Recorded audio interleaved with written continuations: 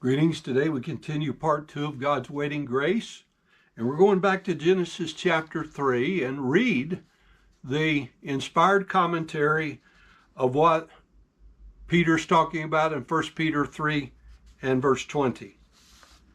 Genesis chapter 6, beginning at verse 3, "And the Lord said, My spirit shall not always strive with man, for that he is also flesh. Yet his days shall be 120 years. Verse 5 says, "And God saw that the wickedness of man was great in the earth, and that every imagination of the thought of his heart was only evil continually." And that does sound like a description of the days in which we live. "And it repented the Lord that he had made man on the earth, and it grieved him at his heart. And the Lord said, I will destroy man, whom I created from the face of the earth, both man and beast, and the creeping thing, and the fowls of the air. For it repenteth me that I have made them. But Noah found grace in the eyes of the Lord." Noah found grace in the eyes of the Lord because he was the exception to the prevailing wickedness of his day. These are the generations of Noah. Noah was a just man, and perfect in his generations, and Noah walked with God. And that simply means he was descended from the bloodline of Seth, and his family line had not intermarried with that of Cain. "And Noah begat 3 sons, Shem, Ham, and Japheth. The earth was also corrupt before God, and the earth was filled with violence."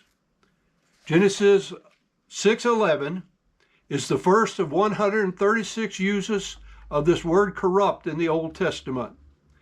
The Hebrew word means to decay, to cause to be ruined, to be corrupted, to be perished, to be destroyed. It's used of the flood, it's used of the destruction of Sodom and Gomorrah, etc.